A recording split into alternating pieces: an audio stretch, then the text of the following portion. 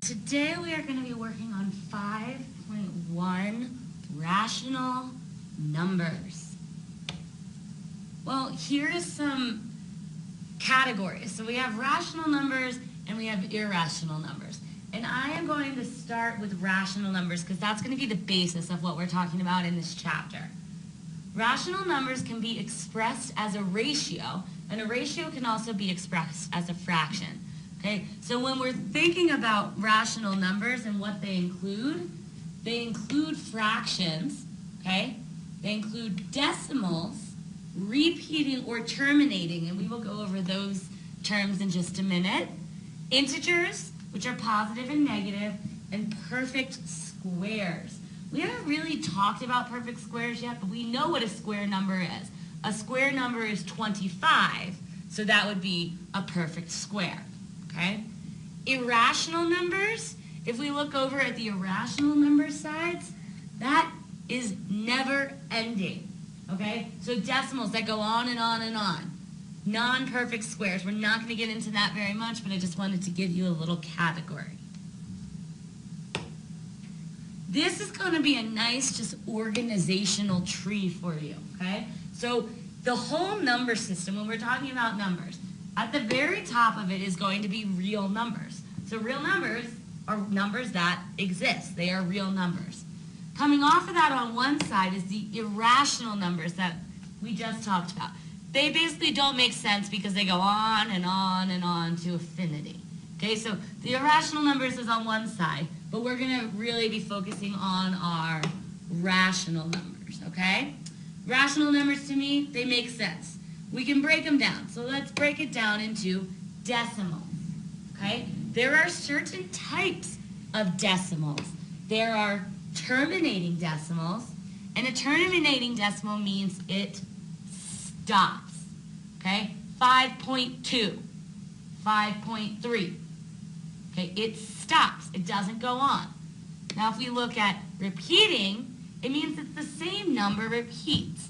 So something that would be a repeating decimal is like 3.33 repeated, or 3.23 repeated, where it would go 3.232323. Okay? And then an example of our terminating would just be 3.23 without the repeating sign over it.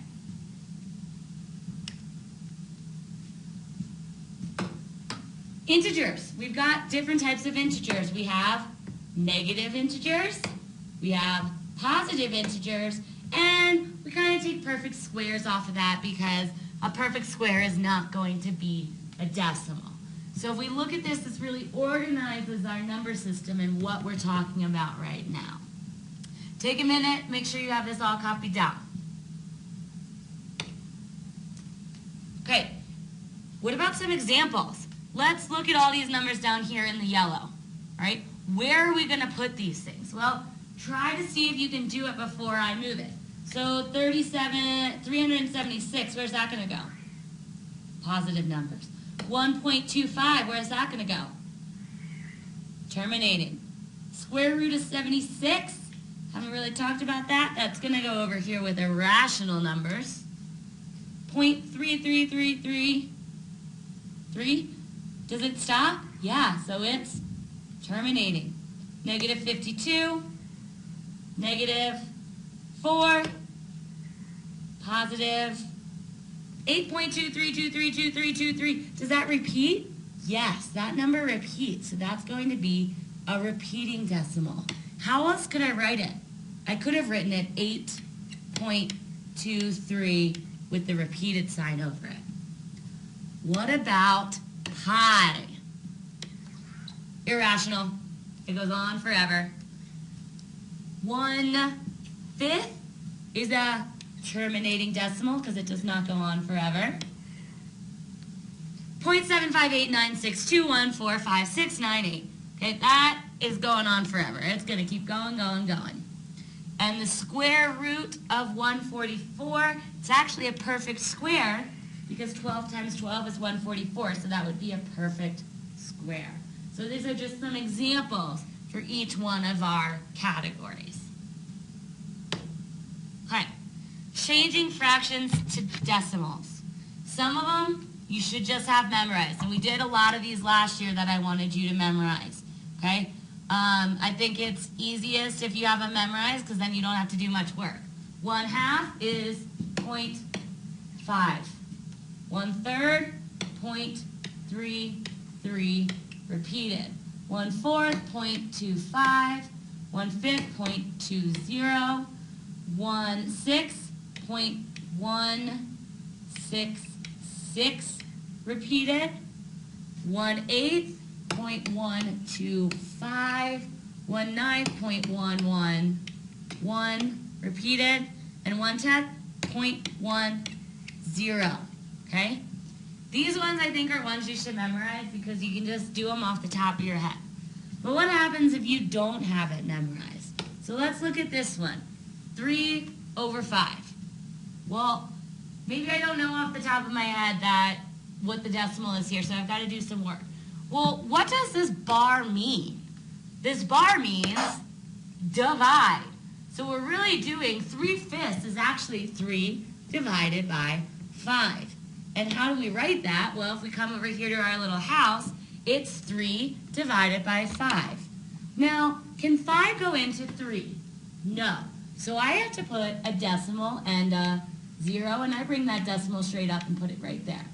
Okay? Now, does 5 go into 30? Yes, 5 goes into 36 times, so we put the 6 there. So what is my final answer? 0.6 or 0.6. Same thing. Okay? Try this one by yourself. Maybe you don't know it off the top of your head. It means 3/8, 3 divided by 8. Try it by yourself before watching. Okay, so we need to do 3 divided by 8. Well, 8 doesn't go into 3, so I am going to need to put a 0 and bring my point up. Now, does 8 go into 30? Yeah, 8 does go into 30. How many times does 8 go into 30? 8 goes into 30 3 times. 3 times 8 is 24. And then we must subtract, and that's 6. Bring down a 0. Okay, does 8 go into 60? Yep. 7 times. 8 times 7 is 56. Subtract, and we get 4. Need to bring down our 0. Does 8 go into 40? Yes. 5 times, so we get 0.375. See if you're correct. Yes, 0.375. Okay, if this decimal didn't stop, for right now I want us to round to 4 decimals if it doesn't stop, just for our practice. All right, writing decimals as fractions. Easiest way to solve this is just to read the number out loud. When I look at this number right here, 0.7, that doesn't really help me if I read it like that.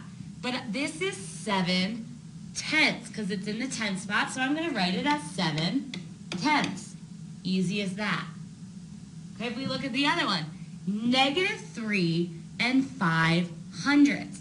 Well, we've got -3 wholes, and then we have 5/100.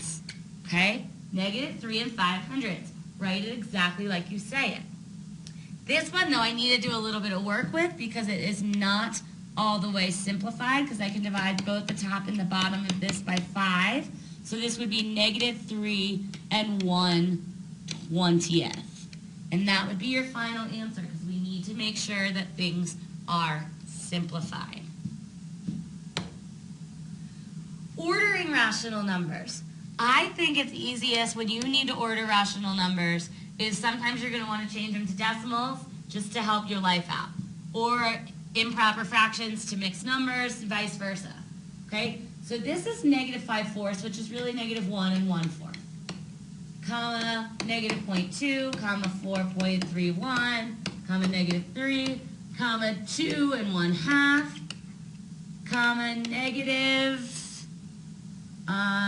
-4 and 1/3. Now if I look at this, I can really start breaking it down. What's my smallest? Definitely -4 and 1/3. So I'm going to do that. -4 and 1/3. I'm done with that. That's definitely my smallest. My next smallest is definitely has to be -3. So then I'm going to write -3. Next one after that must have to be -1 1/4. And then we have -0.2. And then 2.5. And then positive 4.31. Okay? Easiest if you make it into some form that's easier to tell. You might have wanted to change these into decimals too to help you. Try this one, and we will check it tomorrow during class. So you need to do this one right now, and we'll check with your partners tomorrow during class. That's the end of this lesson. See you later.